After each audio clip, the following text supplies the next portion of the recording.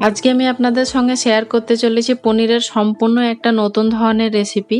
বাচ্চা থেকে বড় সবারই কিন্তু ভীষণ পছন্দ হবে। পনিরটা আমি বাড়িতেই তৈরি করে নিয়েছি। এখানে 5 কাপ দুধের পনির আছে বা 1250 ml দুধের পনির আছে এবং দুধটা কিন্তু ফুল ক্রিম দুধ ছিল, তাই পনিরটা কিন্তু বেশ অনেকটাই হয়েছে, প্রায় 300 গ্রাম মতো পনির হয়েছে। পনিরটা দেখতে পাচ্ছেন যে খুব ভালোভাবে কিন্তু সেট হয়ে গেছে। কিভাবে আপনারা বাড়িতে খুব সহজে পনির তৈরি করতে পারবেন তার সম্পূর্ণ একটা আলাদা ভিডিও এই চ্যানেলে আছে। ডেসক্রিপশন বক্সে লিংকটা দেওয়া আছে, চাইলে আপনি একবার দেখে নিতে পারেন। পনিরটা নিজের পছন্দ মতো করে কেটে নিন। এবার একটা বাউলের মধ্যে আমি বেশ খানিকটা জল দিয়েছি এবং তার মধ্যে আমি একটু লবণ দিলাম। আর এখানে আমি পনিরটাকে সোক করে রাখবো। যদি পনিরটাকে এভাবে আধা ঘন্টা সোক করে রাখা যায় তবে পনিরের ভেতর পর্যন্ত লবণটা পৌঁছায় এবং পনিরটাও কিন্তু ভীষণই সফট হয়। আধা ঘন্টা পরে দেখুন পনিরটা কতটা সফট হয়ে গেছে। এখন এক্সট্রা জলটাকে আমি ফেলে দিচ্ছি। আপনি যদি চান তবে এই পুরো প্রসেসটাকে স্কিপ করতে পারেন। এবার একটা প্যানের মধ্যে আমি কিছুটা রিফাইন্ড অয়েল দিয়ে নিয়েছি। তেলটা খুব ভালোভাবে গরম হয়ে আসলে আমি পনিরের টুকরোগুলো দিয়ে ভেজে নিচ্ছি। পনির কিন্তু খুব বারবার নাড়াচাড়া করবেন না, নইলে কিন্তু ভেঙে যাবে। যেহেতু পনিরটা খুব সফট থাকে তাই চেষ্টা করবেন মাঝে মধ্যে হাতাটা ধরে এভাবে দুলিয়ে দিতে।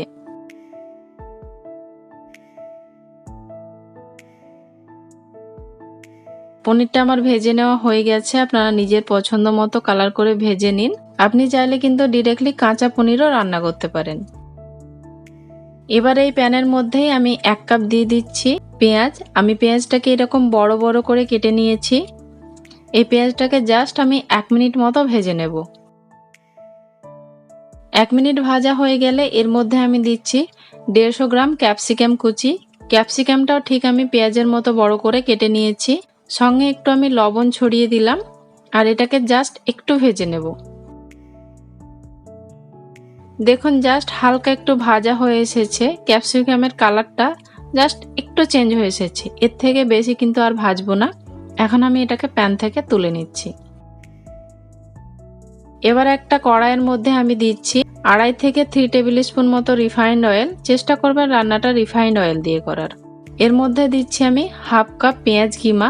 পেস্ট ব্যবহার না করে কিমাটা ব্যবহার করার চেষ্টা করবেন। এই পেঁয়াজটা এখন আমি ভেজে নেব। পেঁয়াজটা দেখুন লাইট গোল্ডেন কালার হয়ে এসেছে। এর মধ্যে এখন আমি অ্যাড করছি 1/2 টেবিল স্পুন আদা রসুনের পেস্ট।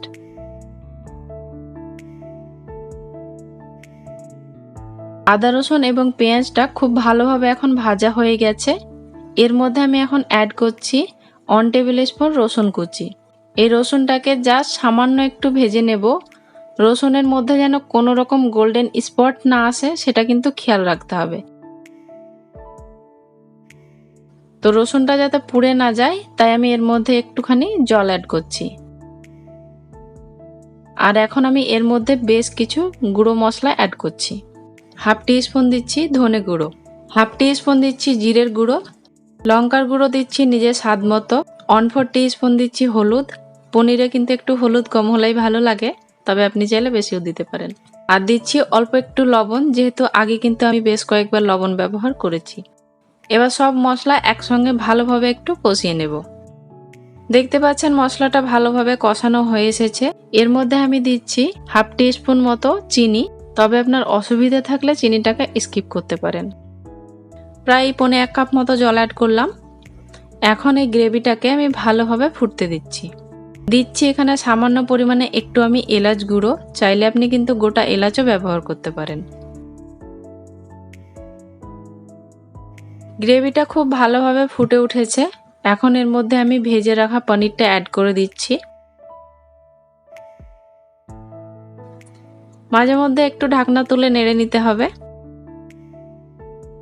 বেশ কিছুক্ষণ পর ফিরলাম। গ্রেভিটা দেখতে পাচ্ছেন বেশ কিন্তু শুকিয়ে এসেছে। এর মধ্যে আমি অ্যাড করছি 1/4 টিস্পুন গোলমরিচের গুঁড়ো। এখানে আমার একটু লবণটা কম হয়েছে তাই আরো একটু লবণ অ্যাড করলাম। একবার নেড়ে মিশিয়ে নিচ্ছি আর একটু হতে দিচ্ছি। এখন আমি এর মধ্যে অ্যাড করে দিচ্ছি ভেজে রাখা ক্যাপসিকাম এবং পেঁয়াজটা। এবং খুব ভালোভাবে একবার মিশিয়ে নিচ্ছি আর এটাকে আবারও আমি ঢাকা দিয়ে রেখে দিচ্ছি।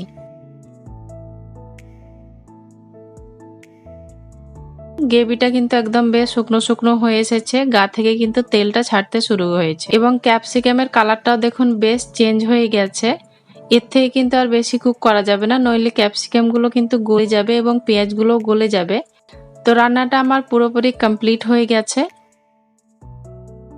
এই পনিরের রেসিপিটা কিন্তু সবকিছুর সঙ্গে দুর্দান্ত লাগে, বিশেষ করে তন্দুরি রুটি এবং চাপাতি রুটির সঙ্গে কিন্তু অসাধারণ লাগে। আপনারা একবার এইভাবে ট্রাই করবেন, আশা করছি আপনাদের সবার পছন্দ হবে।